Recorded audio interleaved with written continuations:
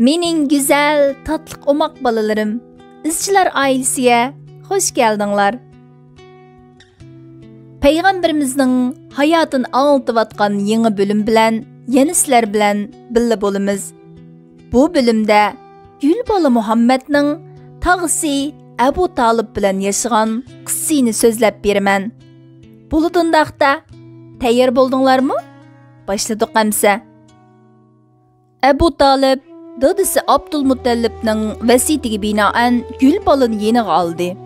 Abu Talib kambag'al edi. Ammo Gülbala Muhammad bilan birga yashagandan beri uy ajoyib barakatli bo'lib ketgan edi.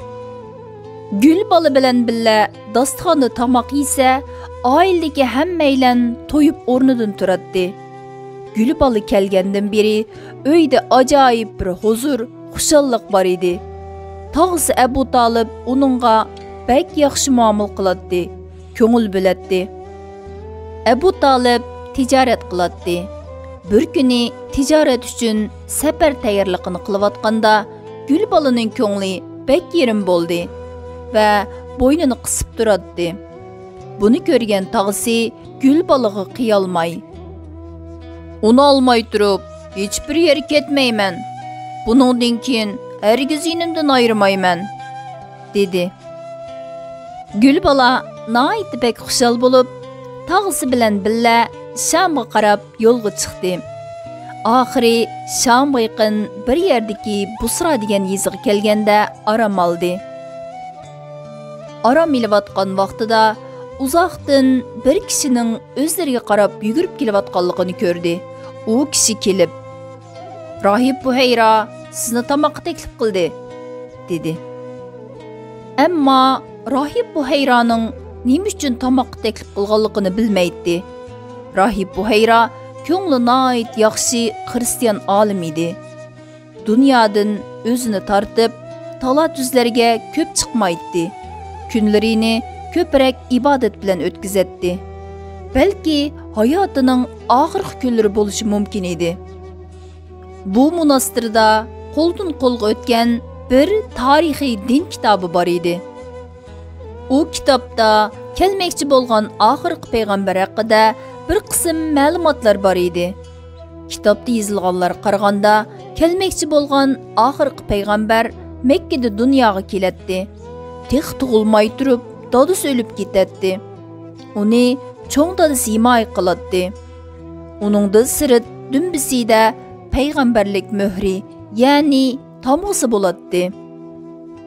Bu ma'lumotlardan xabar bo'lgan Rahib Buhayraning ko'zi va qulqi Makka tarafda edi. Oxirgi payg'ambar haqida Makkadan kelgan xabarlarni kutadi. Shunga doim Makkadan kelgan karvonlarga diqqat qiladi. Abu Talib va Gülbala birga yo'lga chiqqan karvon Sham tarafga qarab ketayotganda Rahib Buhayraning ko'zlari bir yerga tikildi. Asta-asta kelayotgan karvon bilan bir bulut birga ketayotdi. Bu bulut xuddi bir seni quyoshning optipidan qo'g'dayotgandek bir nuqta qarab ilgirlayotdi. Bu ko'rinish Rahib Buhayrani nihoyat hayajonlantirgan edi bolalar.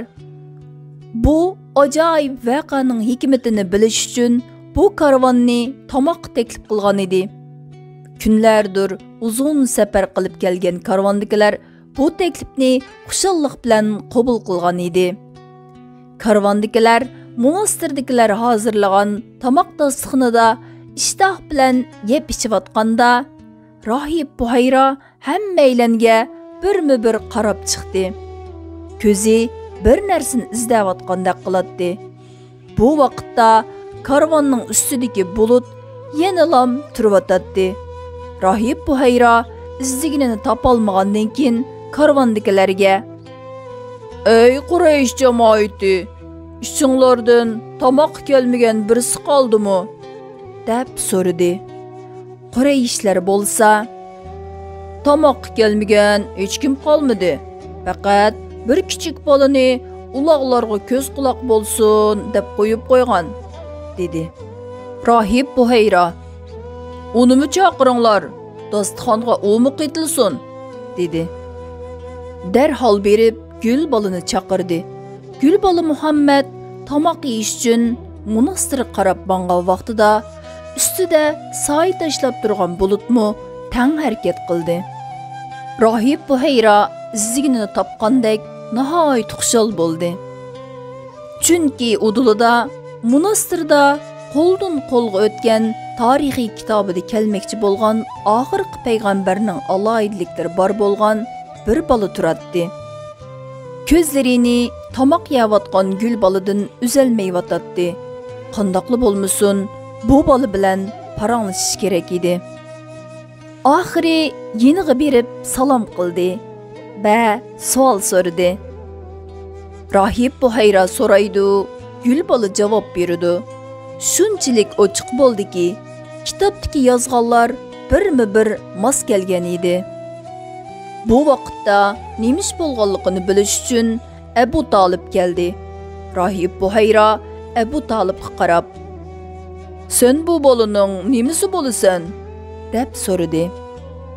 Abu Talib, "Dadisi" deb javob berdi. Rohib Buhayra beshini chayqab, "Yo'q, bu bolaning dadisi sen bo'lmasliging kerak. Texi u dunyoga kelmay turib, o'lib ketgan bo'lish kerak", dedi. Abu Talib bo'lsa tekrar, "Onasi uningga homil ekan, dadisi o'lib ketdi. Men uning tog'isi", dedi. Rohib Buhayra uningga javoban, "Endi to'g'ri deding", dedi. Eng oxirida Rohib Buhayra Abu Talibni bir yonga tortib munolarni dedi. "Ey Abu Talib, meni yaxshi angla. Sen darhol Makkaga qaytib ketishing kerak. Chunki bu jiyaning eng oxirda keladigan oxirgi payg'ambardir. Agar Shomga borsang, u yerdagi Yahudiylar men ko'rgan bu aloyida sifatlarni ko'radi hamda oxirgi payg'ambar ekanligini bilalaydi. Bolaga yomonlik qilishi mumkin. Chunki kutayotgan payg'ambarning Yahudi nasabidan kelishini bekmi umid qiladi. Bu bola bo'lsa arablardan kelgan. Bek diqqat qil, cho'qim qaytib ketgin", dedi. Abu Talib Rohib Buhayraning tavsiyasiga asosan Makkaga qaytib ketish uchun qo'lidagi mollarni Busra hissida setib, tekrar Makkaga qaytdi. Makkada nihoyat issiq bo'lib, nihoyat cho'ng bir qurg'oqchilik yuz berdi. Yerlar suvsizlikdan yerilib, na yeshillik, na chinar daraxtlarida bir tomchimi suv qolmagan edi. Bu sababdan Makkada ocharchilik maydonga kelib, hayvonlar o'lib ketyotdi. İnsanlar nihoyat qiyin ahvolda qolgan edi.